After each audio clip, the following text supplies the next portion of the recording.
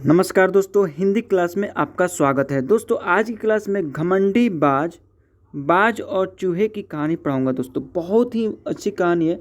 इस कहानी के माध्यम से बहुत कुछ सीखने वाले हैं आप। दोस्तों लास्ट तक सुनिए, लास्ट तक देखते रहिए कहानी को और बहुत कुछ सीख कर जाइए इस कहानी के माध्यम से। दोस्तों बिना क्लास को देर किए चलिए क्लास को स्टार्ट करते हैं। एक बार की बात है, एक बाज अपनी पत्नी के साथ पहाड़ों के चट्टानों पर रहता था। कहाँ रहता था? पहाड़ के चट्टान पर रहता था। वह अपने पत्नी के साथ रहता था। तभी एक दिन उन्होंने सोचा क्यों न जंगल के बीच ही घोंसला बनाकर रहा जाए। और उन्होंने एक दिन सोचा, एक दिन ख्याल आया कि क्यों ना हम लोग जंगल के बीच में अपना घोंसला, अपना घर बनाकर रहा जाए। जंगल में रहेंगे तो शिकार के लिए ज़्यादा मेहनत भी नहीं करनी पड़ेगी, क्योंकि जंगल में तो कई छोटे मोटे जानवर शिकार के लिए मिल ही जाएंगे। और जंगल में अगर रहेंगे तो हमें शिकार के लिए दूर नहीं जाना पड़ेगा, हमें मेहनत नहीं करना पड़ेगा। हमें जंगल के करीब ही बहुत आराम से हमें शिकार के लिए कुछ ना कुछ मिल ही जाएगा।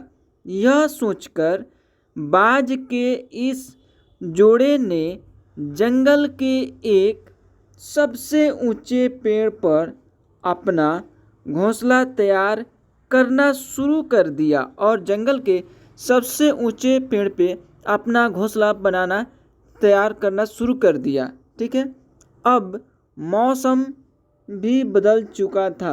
अब उन्हें घर बनाते बनाते अब मौसम भी बदल चुका था, दूसरे मौसम में अब ये आ गए थे। तभी एक दिन बाज की पत्नी ने घोंसले में अंडे दिए। बाजों का ये जोड़ा बहुत ही खुश था कि कुछ ही दिनों में उनके छोटे छोटे चूजे होंगे। और ये लोग बहुत खुश थे, क्योंकि ये इसलिए खुश थे कि कुछ ही दिनों में इनके छोटे छोटे चूजे होंगे और वो उनके साथ एक साथ आसमान में उड़ेंगे। और उनके जो बच्चे हैं, उनके जो चूजे हैं, वो एक साथ आसमान में उड़ेंगे अपने बच्चों के साथ, इसलिए वो बहुत खुश थे। अब बाज अपनी पत्नी को अंडों के पास छोड़कर अकेले ही शिकार के लिए निकल जाता था। और क्या होता है कि शिकार करने के लिए अपने पत्नी को उसी घोंसला में अकेले छोड़कर निकल जाता था शिकार के लिए। और उसकी पत्नी घोंसले में रहकर अंडों की देखभाल करती थी, और अंडों की देखभाल वह करती थी वहीं रुक करके। एक दिन जैसे ही वह बाज शिकार के लिए निकला तो उसने अपने घोंसले वाले पेड़ के ठीक नीचे ही एक चूहे को देखा। अब एक चूहे को उन्होंने देखते हैं, ठीक है, वो जिस पेड़ पे रहते थे उसी पेड़ के नीचे। तो क्या होता है, बाज ने एक ही झटके में उस चूहे को अपने पंजों में दबोच लिया।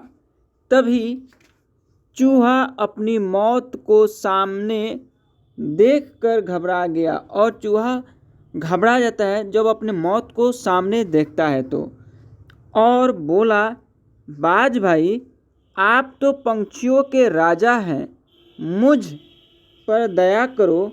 मेरे जैसे छोटे चूहे को खाकर आपकी भूख शांत नहीं होगी, और मेरे जैसे छोटे चूहे को खा करके आपकी भूख है सो शांत नहीं होगी।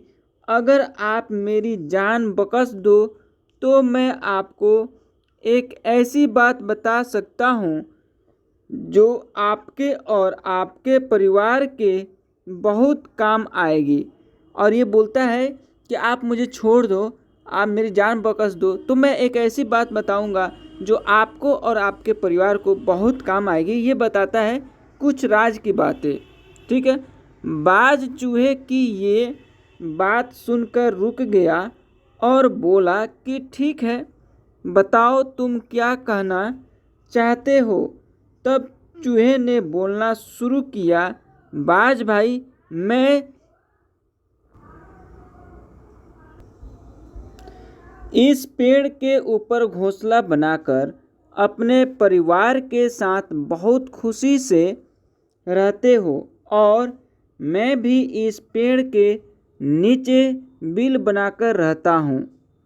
तो बात यह है कि इस पेड़ की जड़ें बिल्कुल खोखली हो चुकी है और इन जड़ों की पकड़ जमीन पर बहुत कमज़ोर हो गई है, इसलिए यह पेड़ किसी भी समय गिर सकता है।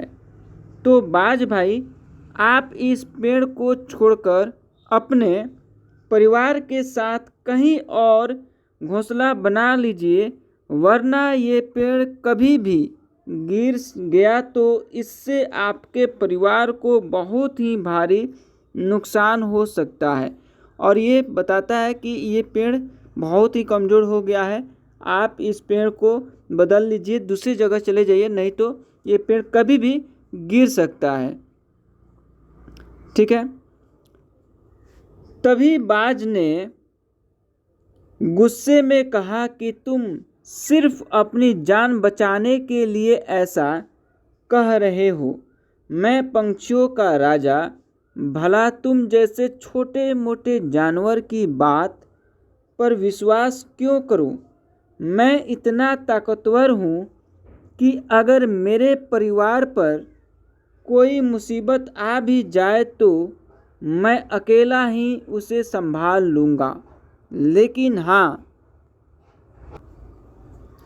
तुम्हारी एक बात सही है कि तुम जैसे छोटे जानवर को खाकर मेरा जरा भी पेट नहीं भरेगा, इसलिए मैं तुम्हें छोड़ रहा हूँ।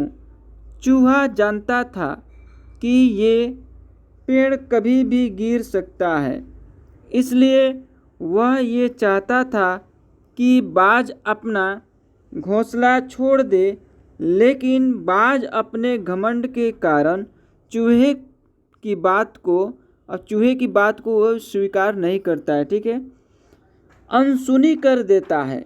लेकिन चूहे का मन ये सोचकर बहुत खुश था कि बाज ने उसे जिंदा छोड़ दिया था और उसे एक नई जिंदगी दी है।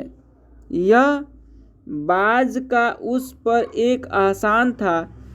तभी अगले दिन जैसे ही बाज शिकार करने के लिए घोंसले से निकल पड़ा, वैसे ही पीछे से एक बड़ा नेवला पेड़ पर चढ़ गया और वह नेवला बाज के घोंसले तक पहुंच गया और अपने दांतों से बाज की पत्नी को डराने लगा। और बाज है सो उसे अपने नुकीले दांतों से डराने लगता है। शायद उसकी इच्छा बाज के अंडों को खाने की थी। बाज की पत्नी ने भी वापस उस नेवले पर हमला किया और वो बाज की पत्नी है सो उस नेवले पर हमला करती है, मगर बाज की पत्नी नेवले की इस हरकत से बहुत घबरा गई। तो जैसे ही बाज वापस अपने घोंसले पर आया, तब उसकी पत्नी ने उसे सारी बात बताई और कहा, मुझे डर है कि वह नेवला फिर से हमारे अंडों पर हमला करेगा, इसलिए हमें जल्दी ही यह पेड़ छोड़ देना चाहिए, क्योंकि मैं अपने बच्चों से बहुत प्यार करती हूँ। तभी बाज को भी लगा कि उसके अंडों को नेवला धोखे से खा सकता है, इसलिए तुरंत बाज और उसकी पत्नी मिलकर दोनों ने ही उस पेड़ से कुछ ही दूर पर अपना घोंसला बनाना शुरू कर दिया। और जैसे ही उन्होंने दूसरा घोंसला बना लिया, और वह दूसरा घोंसला बना लेते हैं रहने के लिए, वैसे ही अपने अंडों को पंजे में दबाकर वह दूसरे घोंसले में ले गए। अब बाज और उसकी पत्नी दूसरे घोंसलों में आराम से रहने लगे।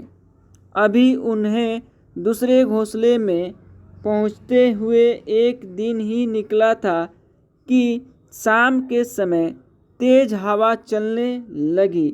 तभी उन्होंने देखा कि जिस पेड़ पर वह पहले रहते थे वह हवा की मार को नहीं झेल पाया और धड़ाम से जमीन पर बड़ी ही तेजी से गिर गया। वो पेड़ अपनी जड़ों के साथ ही पूरी तरह उखड़ चुका था। तभी बाज को अचानक ही उस चूहे की कही बात याद आ गई कि चूहे ने कहा था।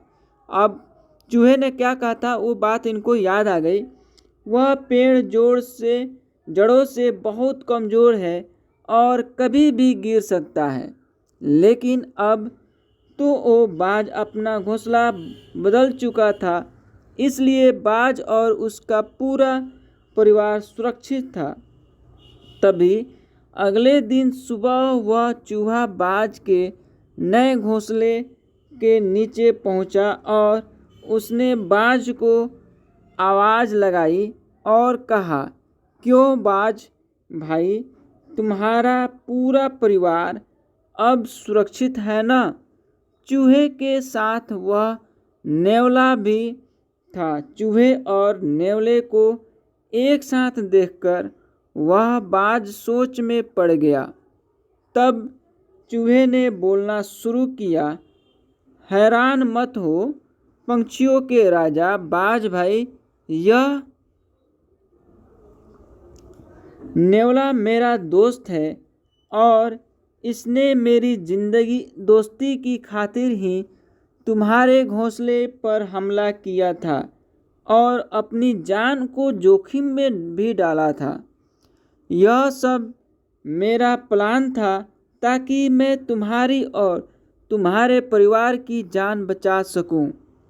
मैंने ही भेजा था नेवले को तुम्हारे घोंसले पर हमला करने के लिए, और वह भी ठीक उसी समय जब तुम घोंसले पर नहीं थे, क्योंकि मैं जानता था कि उस समय तुम्हारी पत्नी अकेली होगी और वह नेवले से डरकर तुमसे घोंसला बदलने को ज़रूर कहेगी।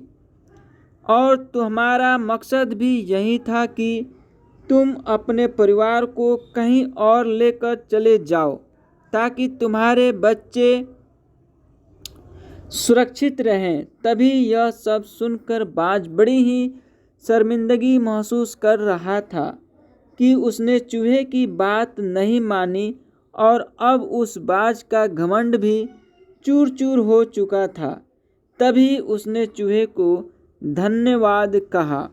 दोस्तों, आज की कहानी हमें यह सिखाती है कि हम चाहे कितने भी काबिल, कितने भी होशियार या कितने भी ताकतवर ही क्यों ना हो जाएं, लेकिन हमें कभी भी अपने आप पर घमंड नहीं करना चाहिए और कभी भी किसी को छोटा या मामूली समझकर उसे कमज़ोर भी नहीं समझना चाहिए। हाँ दोस्तों, बिल्कुल सही कहा। दोस्तों, आपको ये कहानी कैसी लगी नीचे कमेंट करके हमें ज़रूर बताइए। अगर आपको ये कहानी पसंद आई हो तो अपने दोस्तों के साथ ज़रूर शेयर करें और ऐसी ही प्यारी कहानी सुनने के लिए हमारे YouTube चैनल से जुड़ें। दोस्तों, चैनल को सब्सक्राइब करें और बेल आइकन दबा दें ताकि रोज़ का क्लास मिलता रहे हिंदी से रिलेटेड। मिलते हैं अगले क्लास में, तब तक लिए जय हिंद, जय भारत।